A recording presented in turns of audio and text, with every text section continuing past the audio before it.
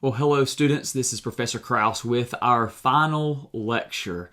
This is a lecture where we are going to walk through briefly Doctrine That Dances, Bringing Doctrinal Preaching and Teaching to Life by Robert Smith, Jr. I hope it is a book that spoke to you and gave you some takeaways for your own preaching, but I look forward to walking through that book today. Let's pray together. God, thank you for the riches of literature that we have, of men who have been called by you and gifted by you to write and to share their own experiences and share their own knowledge and training in preaching your word. And we've had the opportunity over the last 7 weeks to read a variety of books that touch on a lot of very important but different issues in preaching. And I pray that this has been helpful to all the students. Today, as we walk through this book, we pray you would speak to our hearts and convict us where we need to be convicted, and also encourage us where we need to be encouraged. In Jesus' name we pray. Amen. All right, so Doctrine That Dances review. The main focus of the book is doctrinal preaching, which is something that we have already talked about. But, doctrinal preaching, while yes, it is most easily done out of the epistles, Paul's letters, Peter and John's letters, because there's so much rich doctrine right there. We want to be doctrinal preachers from every passage we preach. He sort of defines it as functioning as a privileged partner with doctrine in what can be described as a joyous doxological dance to the glory of God. And so from the very, very first page of the book, Dr. Smith is setting the tone about what our preaching should look like. It shouldn't be stuffy and dry, but it should be a joyous doxological dance to the glory of God. He says doctrinal preaching is both content-centered, teaching to instruct the mind, and intent-centered, preaching to move the heart. And that we've already touched on that a number of times in our passage. Regardless of where we're preaching from in the New Testament, we have to shoot arrows into both the heart and the mind using God's Word. There are 7 chapters defining doctrinal preaching, explaining how to balance preaching truth and proclaiming the truth in such a way that moves people. That's sort of each chapter is kind of, laying out what doctrinal preaching is, why it's important, and then how to do it in a effective way. I think it's a very balanced book of both theology, the theology of homiletics, but also practicing homiletics in a way that is, we bring the doctrine, the spiritual truth of God's Word to life for people. And then, there are 2 New Testament sermons that demonstrate what he means by doctrine that dances. So let's walk through these chapters really briefly. Chapter 1, defining doctrinal preaching. And page 13, in a way, doctrinal preaching can only be approached in an effort to define itself because the essence and reality of doctrinal preaching is bigger than any reality. Doctrinal preaching is not a mechanical process governed by a human agent. Rather, it is an event that happens under the auspices of the Holy Spirit, who reveals the doctrinal truths and testifies of the person of Christ. He's pushing back, and I think it's a helpful corrective, about just coming up with a doctrinal method that will always yield what he is trying to call for in this book. But as he says, it's bigger than any reality. It is hard to define exactly what doctrinal preaching is because it truly is something that comes to life out of the work of the Holy Spirit. It's not merely do these 4 steps and this will always yield this result. It is something different every single week, which, as preachers of God's Word, we can testify to. True doctrinal preaching not only informs our learning, but also influences our living. So he's pushing back, helping us guard against sermons that emphasize the teaching truths apart from moving people to act. We need to do both. In the same thing, he actually, talks about the importance of allowing the spiritual truths that we're studying to also influence our own life, which is important. People who come to hear us on Sunday morning do not merely need more information about Bible facts, they need transformation. Hallelujah. That is what we've been hammering home week after week. Preaching the New Testament, we need to do more than just teach facts about Jesus and facts about salvation. We've got to bring it home to them, and so that they can be transformed by the truth they're hearing. The two obligations of doctrinal preaching: number one, faithful to the text of Scripture; two, sensitive to the hearers, right? They're both important. We must be laser focused on seeking out the author's intended meaning, and then how can we explain and apply it. But in doing that, we must be sensitive and know our hearers, which of course comes through shepherding our people well. There are also two expectations he points out of doctrinal preaching. One, God's word to be heard. We want people to hear the word, not just listening, but actually hearing it, understanding it. And number two, as we've said over and over, God's word needs to be obeyed. We're calling our people to respond by obeying God's word. So he has two really similar definitions. We'll go with this one. The escorting, taking people through, of the hearers into the presence of God for the purpose of transformation. Very simple, to the point, but very helpful to think about. Now, chapter number 2, a metaphorical rationale for doctrinal preaching. Why should we listen to what he's proposing? Why should we seek to be both a exegetical escort and doxological dancer as preachers? Well, there's two metaphors he uses. Exegetical escort. The function of the exegetical escort is to embrace the text of Scripture in order to usher the hearer into the presence of God for the purpose of transformation. There are different, activities in life where you have an escort. Someone escorts you through something. As someone that knows, can take you through. We must be that for our people week after week. Yes, our people can pick up God's word and read it and study it and understand it on their own, and yet there is something specific that we are called to do as preachers, where we escort our people into the presence of God for the purpose of transformation using God's word. Number 2, though, doxological dancer. The function of the doxological dancer is to communicate the doctrinal message of the Bible with accuracy and ardor, so that the exuberant hearer exults in the exalting of God, right? We want them to exalt in God. We want them to leave our sanctuaries with more than just the idea that they've just sat through a lecture and learned a bunch of amazing truths.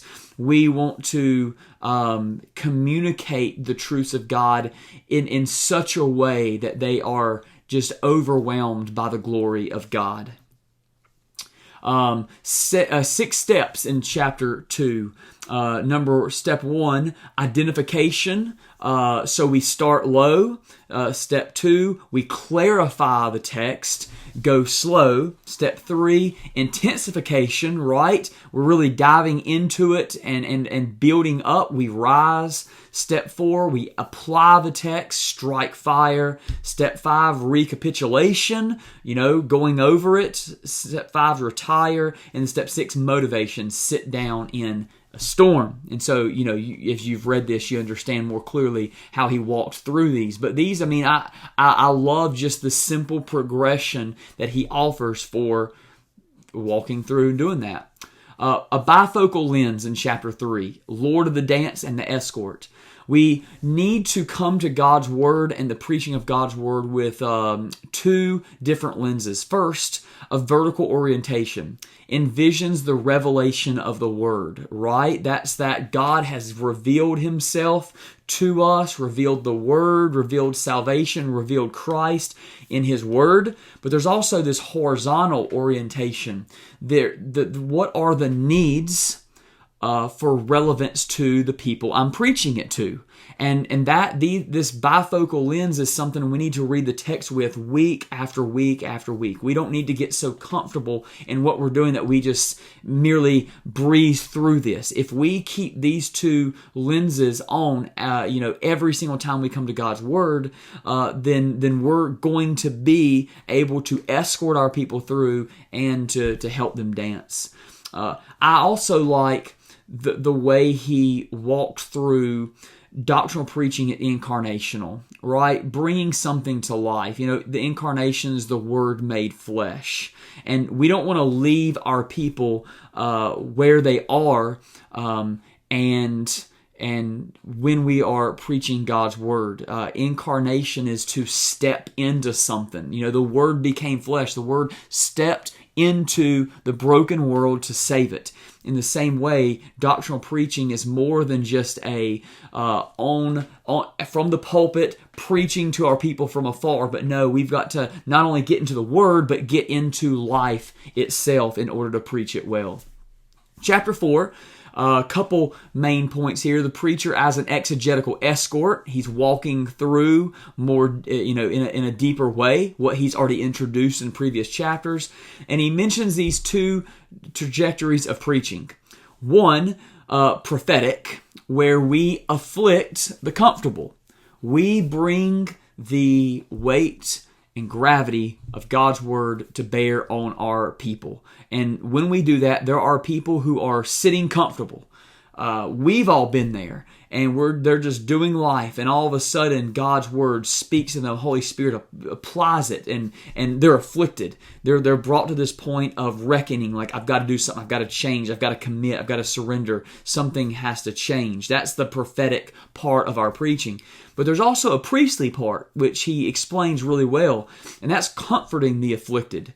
That is those who are afflicted for any number of reasons, and they need to be comforted by God's Word. And I believe every single passage, especially when we think of the Word of God being Christ-centered and gospel-centered, even mission-centered, they all teach us and give us tools for how to comfort those who are afflicted. And that is one of the things we want to be doing week after week from our passage.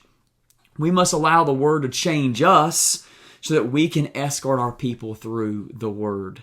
And that, again, speaks to the importance of not just winging sermons, but taking our time, praying, Spirit-empowered preaching, praying over our Word, praying over our sermons, praying over our preparation and delivery and afterwards, so that the Spirit can change us in such a way that we are speaking passionately and boldly before our people. The truth is, though, unless we know the Word and know our people, we will struggle to take our people through the Word well, explaining and applying in a way that brings transformation. That's just the truth. If our people don't see how much the Word has already grabbed a hold of us, then they're going to struggle mightily at times to be transformed. They might learn a bunch of facts, but it's only when they see that the Word is taken over us and now we are proclaiming it that they are too going to see that transformation happen. Chapter 5, the next part of doctrinal preaching, doxological dancer. Preaching must have a bifocal trajectory. We've already talked about this. Focus on both head and heart. It's not an either-or proposition, but a both-and implementation, he says. Now, the question I got out of this chapter is a simple one but important one.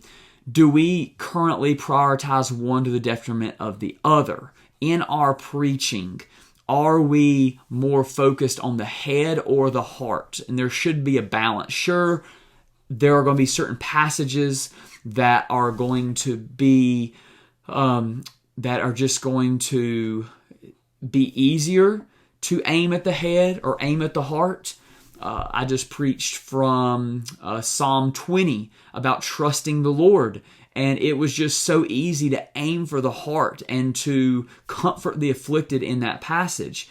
There are other passages where it's just easy just to teach these life-changing truths and aim at the head. And yet, whichever one we're preaching, whichever one our passage lends itself to, we can't forget about the other one just because it's a little bit harder work. Is our preaching, in order as he explains what it means to be a doxological dancer and to preach our passage in such a way that our people are exalting God and brought into the presence of God, we need both.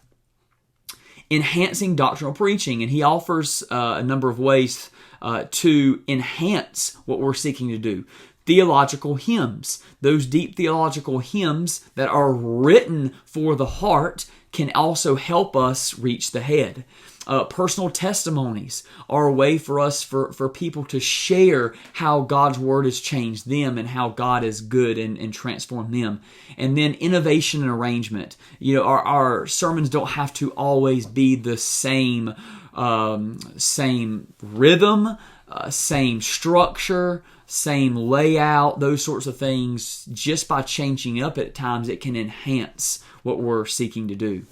Chapter 6. Pretty simple passage, focus we've already talked about a number of times, helping people see both the transcendence, which is like the glory, God's almightiness, if that's a word, all those things. God is infinitely greater than we are nothing before Him. But also His immanence, how close He is, His intimacy with us, the personal nature of our relationship. We need to see both and understand both so that we can preach both. And that's the only way we're going to be able to do doctrinal preaching, to be able to walk our people, escort our people through and into the presence of God so that they can find joy. In chapter 7, the jazz of doctrinal preaching. Understanding the makeup of jazz music has great applications for doctrinal preaching. Jazz music is unlike any other type of music. It's not structured in the same way. It doesn't have the same limitations or guardrails. I personally don't even like jazz music, but this chapter really helped me to think through when I was rereading this book. How jazz music really does give us a freedom and a beauty to preach the Word of God. Many people have said it in different ways. Boring preaching is a sin. It is a sin to be boring as a preacher. Why? Because the things that we are preaching are not boring whatsoever. And so we are doing a disservice to God's Word and to our people and to our calling when we are boring. There should be a balance of spontaneity, which is jazz music, right? Yes, there's music and there's notes to play in jazz, but there's also, if you've ever been to like a jazz session where people are just going through and they've got their chords and they know music theory, and so they're just moving seamlessly and building off of each other. There should be that in our preaching at times, but that does not take the place of preparation. We're not just getting up there on Sunday morning after reading our passage a couple times and praying over it and winging it, right? And being like, oh, I'm going to be, spontaneous today. It's probably going to crash and burn. But there should be a balance of the freedom to boldly preach God's Word because we know it and it's transformed us, and God has already taken us through His Word, and we've already encountered God's glory, and so now when it comes to preaching, it just happens and it's beautiful.